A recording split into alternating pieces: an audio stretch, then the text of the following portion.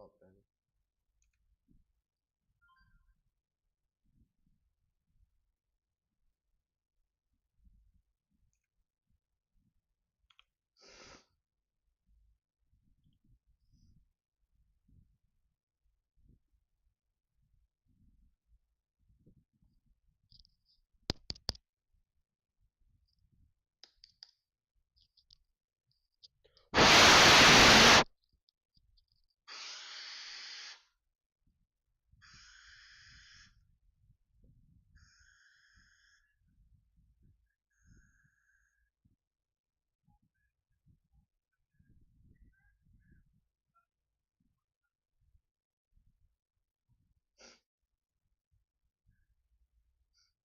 Yo, okay.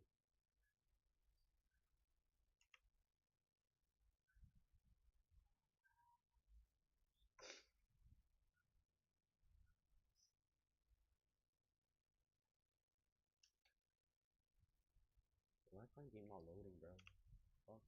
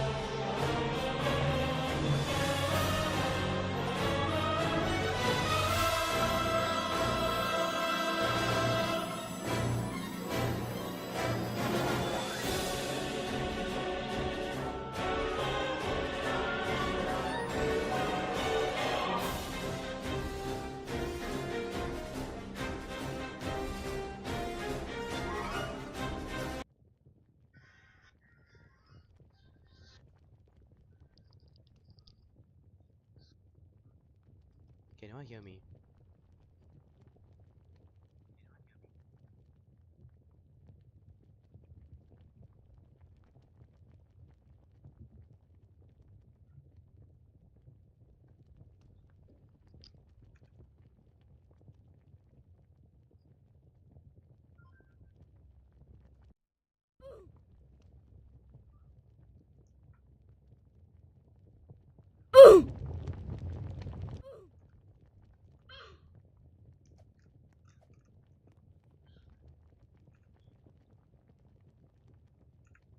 Yo, what's up?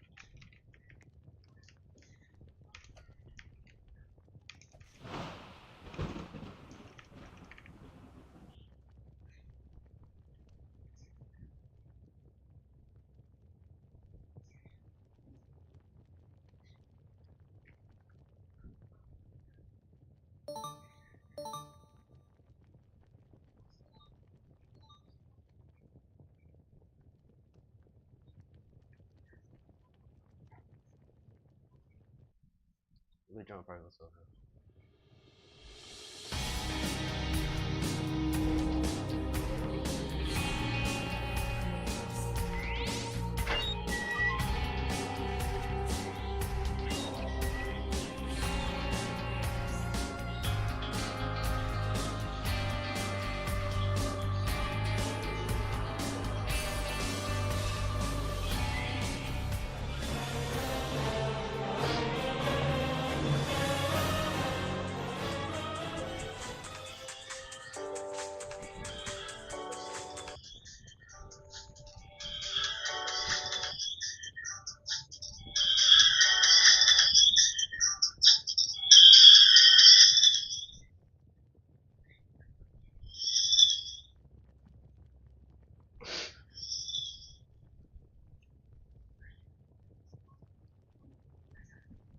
Oh, this fight is ass.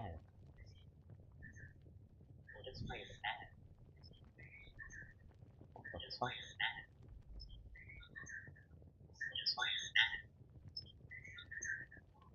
So I might as well not use his mic. I'm turning it off. So I might as well not use his mic. I'm turning it off.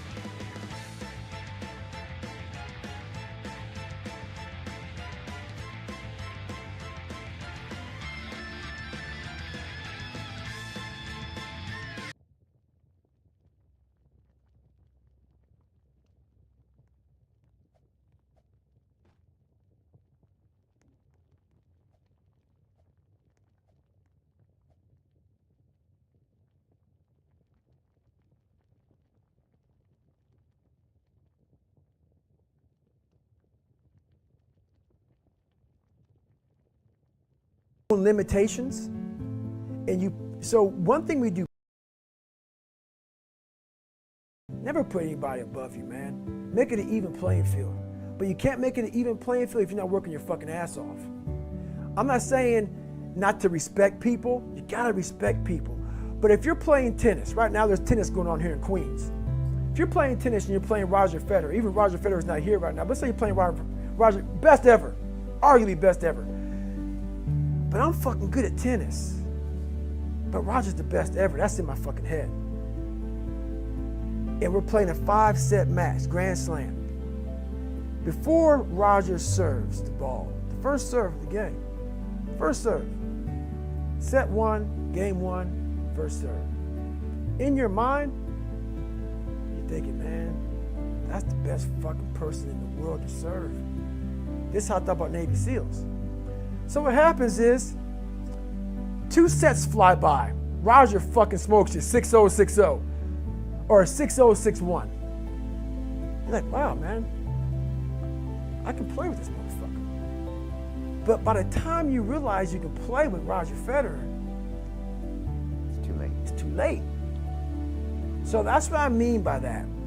Don't go into any competition of life, physical, mental, emotional, whatever it may be, too late. You gotta try so hard. Know that you've worked hard as fuck to be on an even playing field. So I did that. So once I did that, your eyes open up. So now you don't see Roger Federer as Roger Federer. You see him as a fucking tennis player. So now you're competing on the first serve. So you give yourself a chance to win. So when I went to Navy SEAL training, after my first Hell Week, second Hell Week, third Hell Week, I was like, man, I can compete with these guys. Not only compete with them, I'm gonna go another level. Because I started seeing, I put these guys and a lot of people on a pedestal. But it also hurt me. It hurt me too, because when you put people on a pedestal, you expect people to be at a certain level. So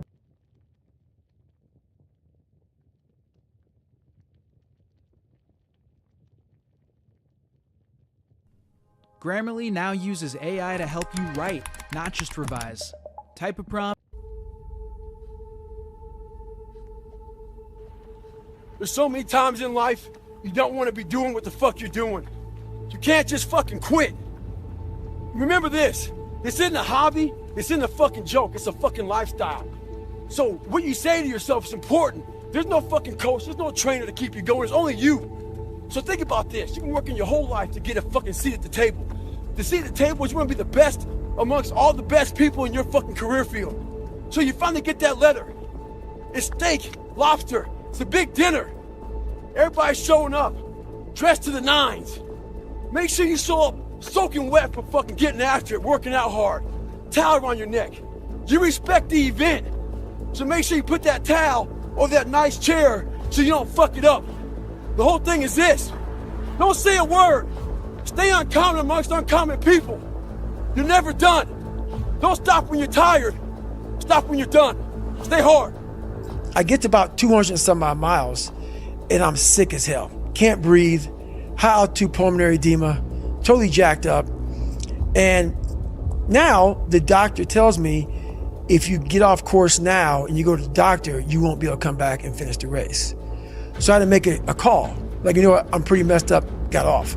I'm literally laying in bed, and I thought, honestly, I swear to God, I thought that someone was speaking to me. It was like, you're not done yet, motherfucker. And I'm like, what the fuck is this? It was actually probably my subconscious saying, get your ass back out there. I know that I'm already, DNF'd. So no matter what happens here, I'm not gonna be an official finisher of this race. This isn't for glory. No. This is now for the fact that you can. So either you can sit here and not, and think about that for a whole year until you come back here and do this, or you can go out there for yourself and take some kind of pride in knowing that you could and you did. I have 40 miles to go. I'm gonna have Jennifer drop me back off at the spot where I left. Then I'm gonna finish this fucking race. All the fucking times that I was like, I'm not going back. And I went back. I'm not going back, and I went back. I'm not going back, and I went back.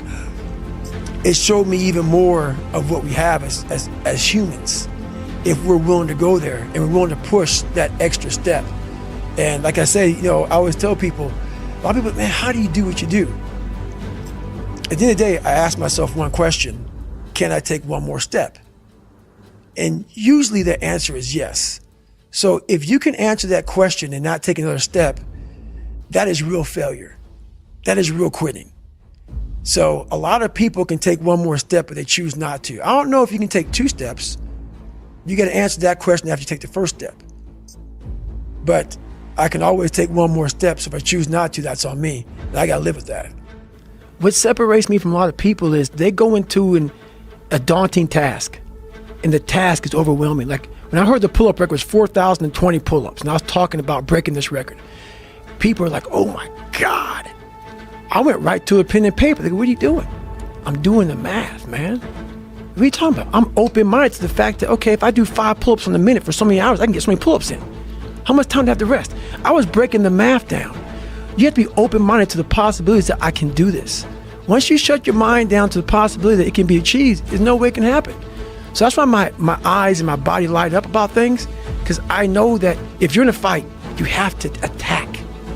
You have to keep attacking. The enemy has to know he is not going to give up. You must break the soul of whatever the fuck is in front of you.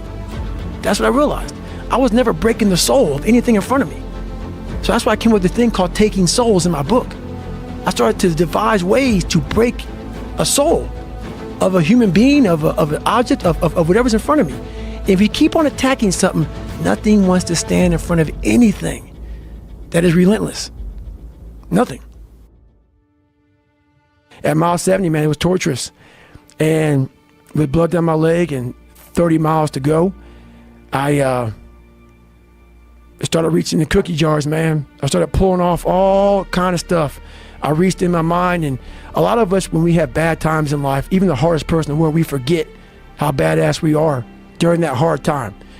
I have a thing where I take a couple seconds to reflect on, hang on, man, you've been through this, you've been through that, you overcame this, overcame that. I don't ever close my mind to the fact that this can be done. And I knew I had to get up, I needed nutrition, I needed hydration, I needed to stop being dizzy. So that's the first thing I did. I didn't panic on I had 30 more miles to go to get 100. I started about the process. Slowly but surely I was able to stand up, and I was literally hobbling around this track, just walking, no running at all. I couldn't run, my feet were in the worst pain. This is the worst pain I've been in my entire life. Nothing in any training is even comparable to this last 30 miles. And what happened was, my ex-wife looked at me and she's like, man, we agreed I'm not gonna make the time. I was going way too slow. And at that time, at mile 81, something clicked that I'll never probably be able to do again, when my mind, body, spirit, soul, everything just connected. And my mind knew I wasn't fucking around anymore. It knew I wasn't gonna quit. It knew that guy was dead and buried and gone. And I was gonna die out here on this fucking well, for whatever reason why, I was gonna get through this motherfucker. I didn't give a damn. It made no, there was no fucking crowds. There was no trophy at the end. I wasn't even in a race in my mind. It was nothing. It wasn't about nothing. There was no nothing. It was a bunch of people who didn't know who the fuck I was, and it was me against me. And I used all these different dark places to start bringing out light and just fucking going deeper and deeper. Ended up running the next 20 miles. I ran 101 miles, and I ran the next 20 miles, at about a 10:30 pace. And I did 101 miles in 18 hours and 56 minutes. I built Goggins from the ground up. I was born David Goggins. David Goggins wasn't good enough. He was a scared, bullied, abused kid who struggled in life. And that kid, whenever something got tough, no matter how hard I trained, no matter how ready I was, David Goggins, the real David Goggins, would come out and he would quit. So I realized this over a period of time. So I had to build Goggins. And in that process, I had to go back to that mental lab. And that mental lab is at scratch. That mental lab is in that trained humility. And so that's where I get better. I get better when I'm digging holes in the ground, when I'm waking up early knowing I don't have to do these things. That's where I get better. So it's important to stay hungry. It's important to stay hungry, but it's important more to stay humble within that hunger. So while you're hungry, a lot of people are hungry, but humility is everything. I always fix the things on the surface. So if I couldn't read and write, I learned to read and write. I would always fix these things on the surface level. And so whenever something hard would raise its ugly head, I didn't have any kind of tools to handle it. I'm like, man, I thought I fixed this already, man. But no, I didn't go deep into the dungeon of my soul to say, okay, what is making you a quitter? What is making you a weak man? What is making you afraid? And so that's why I kept on quitting and going back to start, or not knowing how to get through hard times. And that's why I was telling people, I'm not a theorist. I didn't study, I didn't study a fucking book. I literally put myself in a fire repeatedly, like a sword. You put a sword in a fire repeatedly and repeatedly. If you keep on doing that, you're gonna get a nice sword. And then you keep on beating it. You gotta beat the shit out of it. And that's what I am. Yeah. I became that. I said, okay, we can't quit. We gotta figure out why you are this pussy. Why are you this pussy, man? What is wrong with you? What's going on here? So I kept on putting the sword back in the daggone fire, and I just beat it harder. And I beat it harder. Before I knew it, I started realizing, all right, man, the brain is starting to get hard. The brain is starting to get hard. I'm no longer a theorist. I'm now a practitioner. I put it in hell. I dissected it while it's in hell, because you can't dissect anything in a normal environment. You can't dissect anything in 72-degree weather. You must put it in the fucking freezer and freeze the fuck out of it. And then you dissect it. Dissect it when it's miserable. Dissect the brain when all it's thinking about is, I need to get out of here, man. I want to get out of the fucking freezer. Open the door. And you said, nah, 5 more seconds, man. 5 more seconds in the freezer. And that's when you start to pick that brain apart. And that's what all this stuff did to me. I kept on putting myself back into the freezer or the fire and beating the shit out of myself, mentally and physically. Before I knew it, this is what happened. Hell Week's 130 hours. And 130 hours is a lot of seconds. A lot of fucking seconds. And if you lose, let's say you win every second but one, you lost. It only takes 1 second for you to lose the whole thing. You're in a situation where life is sucking. Let's say you're in extreme cold water and your life is flashing before your eyes. Every time that wave goes over your head, your thought process is, I gotta get the fuck out of this water. And you're in Hell Week. And you're hour 1 of 130 fucking hours. It's all fun and games, okay? Because at the beginning of Hell Week, the guns are going off. It's like a pep rally. So you're fucking hyped up. And your boys are linked arms and you're getting sprayed. And it's like a fucking pep rally. But then what they do is they shut that shit off. They shut it off. All that hoo-yah, all that hype, it gets real quiet. And they march you out to that surf zone for something called surf torture. And it's that water, that Pacific Ocean is cold as shit. So no more pep rally. You're now in your head. You're linked arms with, your brothers beside you. You don't know if they're gonna be there long or not. You don't care. You think about yourself. You lay back and that first wave hits you. Your mind goes straight from hour 2 all the way to hour 130. You can't process 5 days of this shit. You're now in a fuck you, like, I gotta get out of here. You're in fight or flight. It's cold, I can't be cold this long. And then this is where that 1 second decision comes in. You forgot every reason why you wanted to be there. You don't care about SEALs. You don't care about any of this shit. You don't care about fighting for your country. You don't care about that gaudy gold trident that they put on your chest. You don't care about any of that shit no more. All you want to do is go back home. You want the warmth. You may want something to eat. You want your girl to hold you. All those things of comfort are there in that 1 second. And this is where people lose. So what I do in that 1 second, because we all think about quitting when shit's hard. But what you have to do in that 1 second is hard to process information during pain. Because that pain takes over and you can't think rationally. You're thinking about fight or flight, save yourself. That's not a rational thought. It's not a thought that's gonna get you through hard times. Most people fail that 1 second. So what happens, what I do in that 1 second, and there's a bigger process to all this, but in that 1 second, so I physically stay in the water, but mentally, I'm on the fucking beach with the fucking instructors.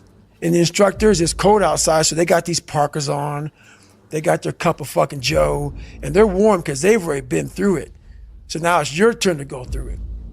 So mentally, I get back with them. I'm still in the water physically, but mentally I'm back with them. I'm chilling. I got my parka on, and now I'm thinking logically because I'm warm now. Mentally, I'm warm. I've taken that 1 second. Let's not quit yet, Goggins. Let's fucking think about your options. Where are you going to end up if you quit this shit? Where are you going to go? What are you going to say to yourself? Because you know you're going to get warm. The second you get out of this water, you can take a shower, and you could be warm. And in 5 days, you could be out. So I start thinking logically. I calm my brain down because your brain just wants to get the fuck out. Ring the bell, put your helmet down, get warm, and then you're really fucked. And these are the things you have to think about in the 1 second decision. So that's what that's all about. It's about gaining control of your mind, putting things back in the proper perspective, and then saying, I really do want to be here. And I'm going to have a bunch of these 1 seconds through this 130-hour journey. And I have to learn to control these, because if I fail one of these 1 seconds, I will not be a SEAL. I will not be a doctor. I will not be a lawyer. I will not be whatever the fuck it is. So that's how important that 1 second decision is. It's all about your mind takes control of you. You have to say, fuck you, I run this motherfucker. And that's what that's all about.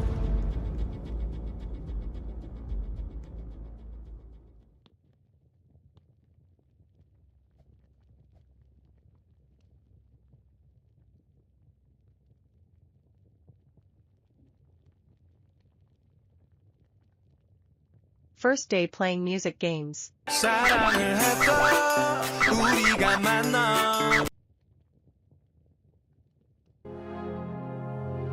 Well, and we're in a culture that is driving everybody towards this idea that happiness is purchased through luxury, comfort, and ease. And we want it very fast. If you don't see results in the first 2 days or the first week, I'm done. That's the mentality of most people. The struggle is too real. We're not patient. We like in a world where you can Google the best restaurants around me right now, no one is patient. And for you to lose weight, for you to stop drinking, if you whatever the hell you're going through, it takes a lot of patience, a lot of time, and a lot of pitfalls, a lot of plateaus. You're gonna hit so many fucking plateaus. If you don't know how to get around that plateau, it's not gonna happen fast. Mm-hmm. Yeah, everybody wants the hack. Yeah, everybody wants to hack. There is no hack, man. There's no hack. What do you think is the biggest stumbling block that most people face with this kind of journey? Honestly, is they have the woe is me mentality. It's too hard. Life isn't fair. These things in life are not easy for me. You look to your left, you look to your right, and you start to judge yourself off other people. Like, if you're a female, well, she's skinny and she doesn't work out as hard as I do, and everything starts to corrupt your mind. You start to look around too much at other people and what they're doing, and that starts to corrupt your own dialogue. We are judging ourselves against too many fucking people. You have to judge yourself against yourself. And that's the one thing I started learning, man. This isn't a race against me and Rich Roll. This is a race against David Goggins and David Goggins alone. And once you can silence all that bullshit, all the outside interference and things that are attracting your mind to everything, you can then start to grow in realizing I'm stressed out for no reason. This is my own little race. This is my own timeline, and this is how I'm going to run it. I think that so many people are so disconnected from themselves. They're operating on autopilot. They're reacting to their environment. That's the big thing, man. And that's why it was important for me to finally realize, stop being all these fake people I used to be, stop being afraid. There was no growth until I cut myself down to nothing, to the person I really was, the real human being. And once I found out who I really was, that's when I started growing. I was trying to build on top of a lied, fucked up foundation. You can't build a house on a fucked up foundation. So I had to get down to the actual mineral soil of who I was, and that's when you can start real growth.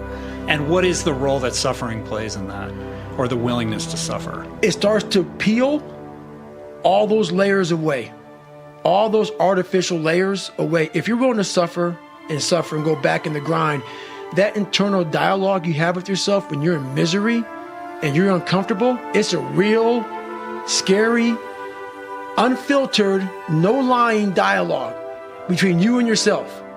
And people know exactly what the fuck I'm talking about when you're in a bad spot in life and your mind is saying all kind of shit. That's who you really are. That's the real you. No Rocky Balboa moments going on up there. You're like, hey, you know, it's round 14. Let's come on, we got this. No, it's like, fuck this, I'm out of here, man. This is crazy. That's where the growth happens. When you're able to stay in that moment and talk yourself back into the suck of wherever you're going through, and you start stripping those layers away, but as you're stripping those layers away, you're building calluses over top of shit in your mind.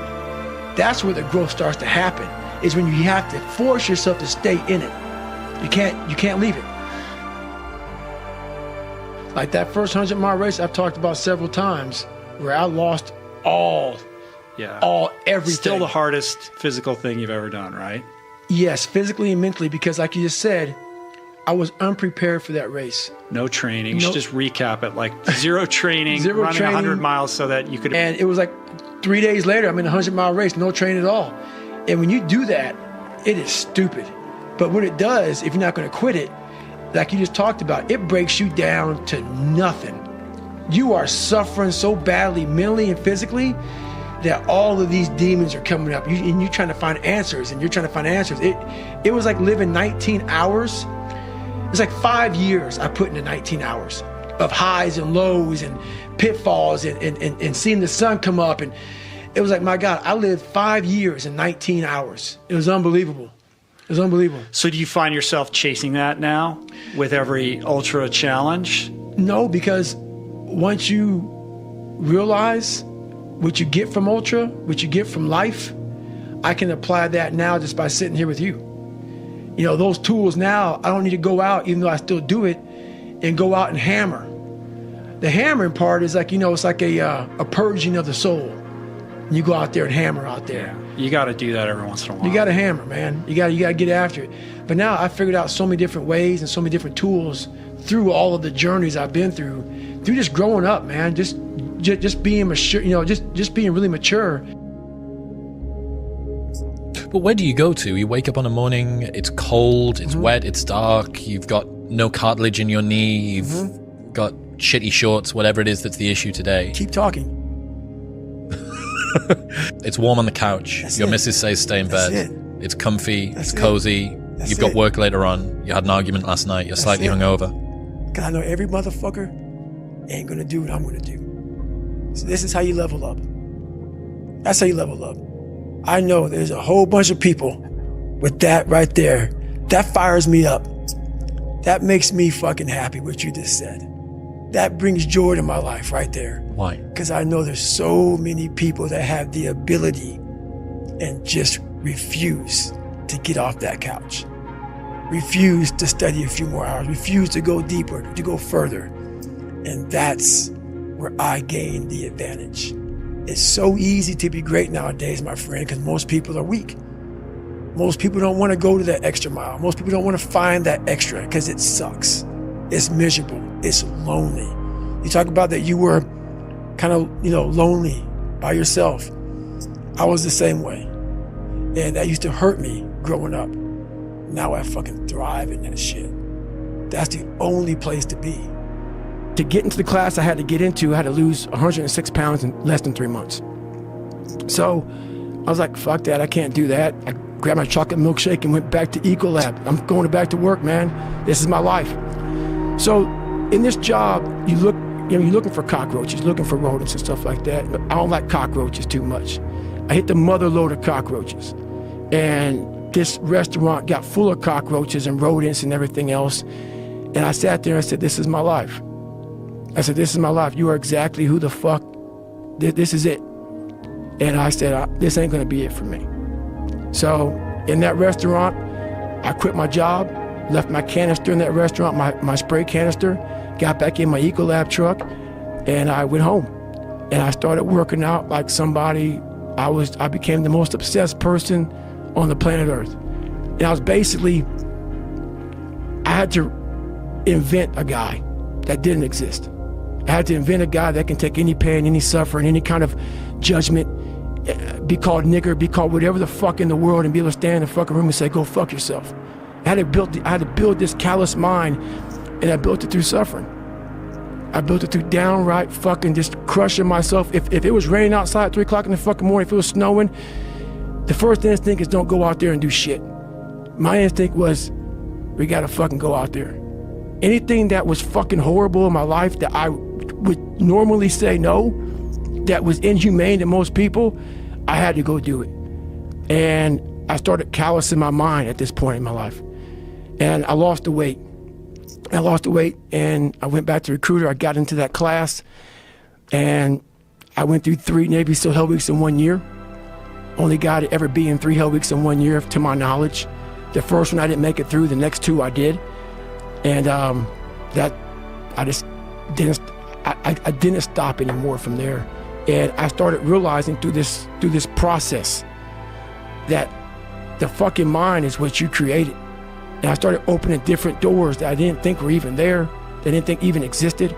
And the more doors I opened up, the more I started realizing that my potential is damn near endless.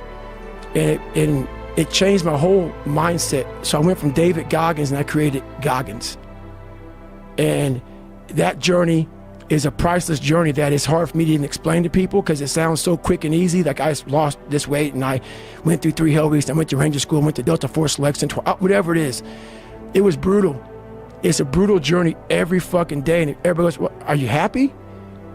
If anybody knows my life story, and I try to give you just a snippet of it, where I'm at today is in front of Joe Rogan telling you my life. To get through where I became, to get through where I'm at now, there's nothing but pride I have for myself that I can't really show people. Because I have this face that they see like, are you happy? What's wrong with you?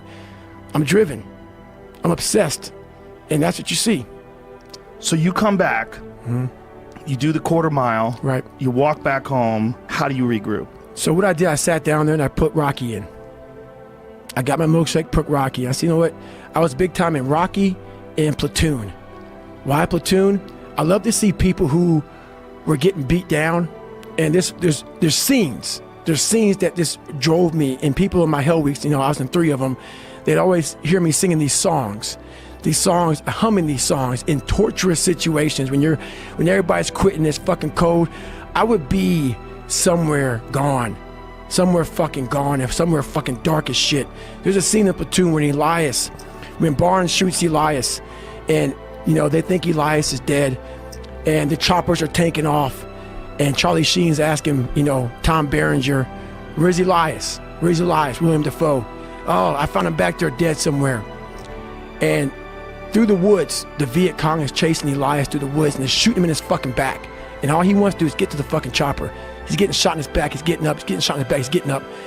And you see this guy just fighting. I love the fucking guy who just fucking fights. And so I put these things in as reminders that you're gonna have to fucking suffer, man.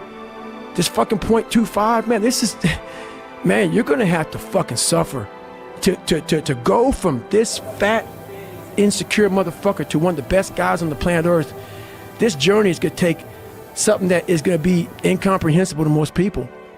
And these different visualizations, how I visualize in my self-talk, it became so nasty and dirty that I almost liked the fact that I went 0.25. So it became from being defeated to like, man, all right, motherfucker, maybe tomorrow we can go 0.75. It just became this different mindset. I turned negatives into positives. So I would take it like, who would even think about doing this? So I would sit on my couch saying, who at 297, who can't fucking swim that great, who's scared of the fucking water, would have the fucking balls? Who had the balls to fucking man up, quit a job, and go and just put everything on himself? So it's how I started talking to myself. and put myself in a whole different category, and that would fuel me the next day. And I just kept using that as fuel. No one would do this shit. No one would do this shit. You're the baddest motherfucker around. You're the baddest motherfucker ever lived. And I just kept fueling me with the right kind of message that I needed to hear that I was never telling myself. And through time, it became reality to myself. There's a lot of people that change who they are depending upon what people want from them. And that's me. Yeah, that's important, man. And most people struggle their whole life to find out who they are. Struggle their whole life to find out what defines them, what they actually enjoy and what they don't. You start putting yourself in situations that suck, you'll find yourself. Yeah. You'll find it real quick. It's the only way to find yourself. You don't find yourself, if you like bench pressing and you bench press all the fucking time, what are you finding out? If you like to swim, that's all you want to do is swim, what are you finding out? Put that, people talk about triple down on your fucking strengths. Right. That's the fucking weakest shit in the world. No, triple down on your fucking weaknesses. Yeah. Find out something about yourself.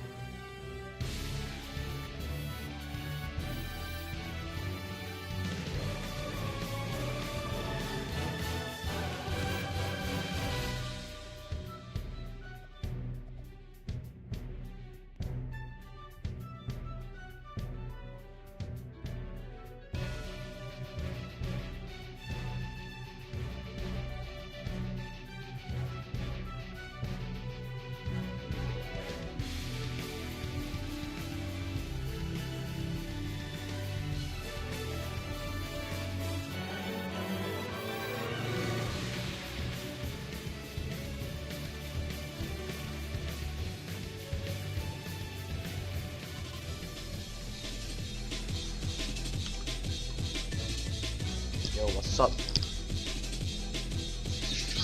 what's up? Hey, Jaren, still hear me?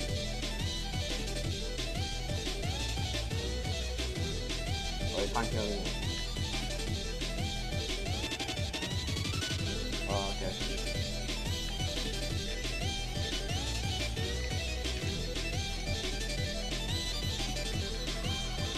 Okay, bro.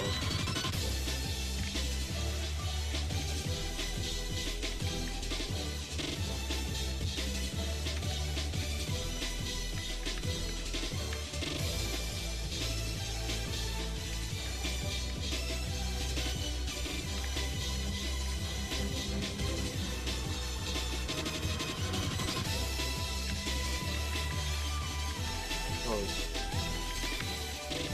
David Baldwin coming over.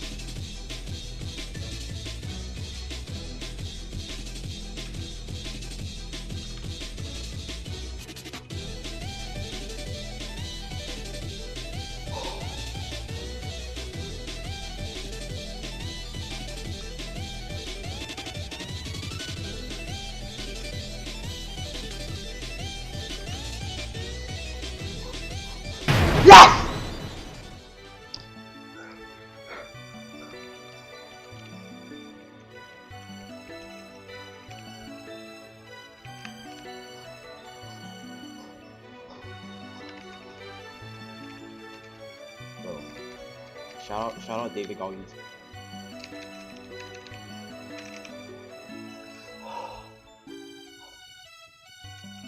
Shout out David Goggins.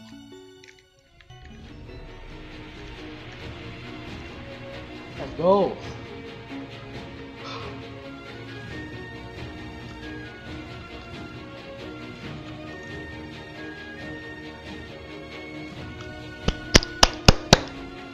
Let's go.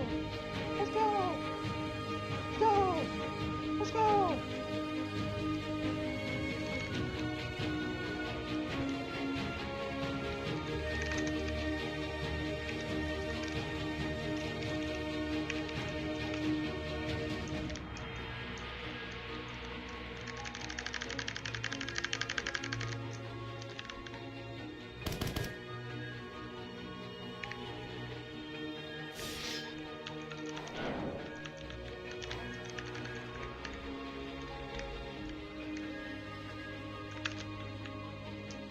Go. Finally, bro. Oh my god. Shout out David Goggins.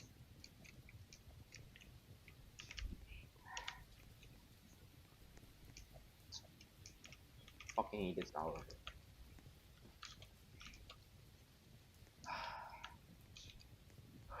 Ain't no way.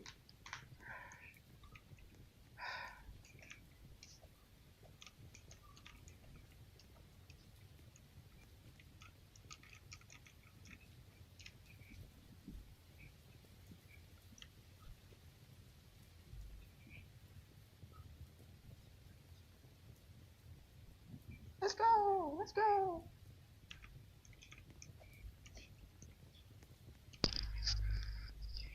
Yo, Jaren, what tower do you think I should do next?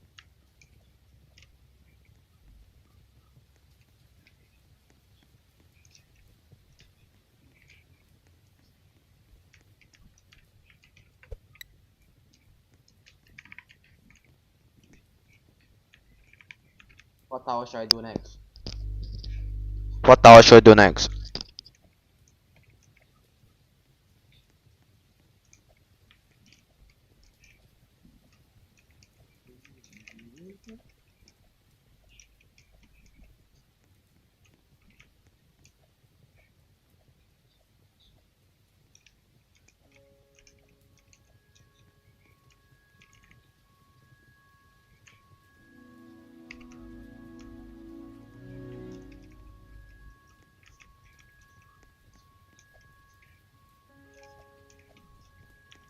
fuck off.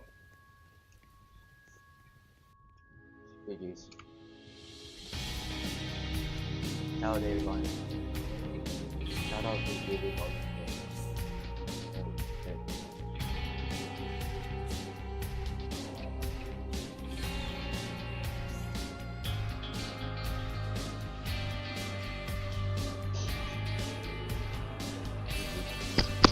Easy.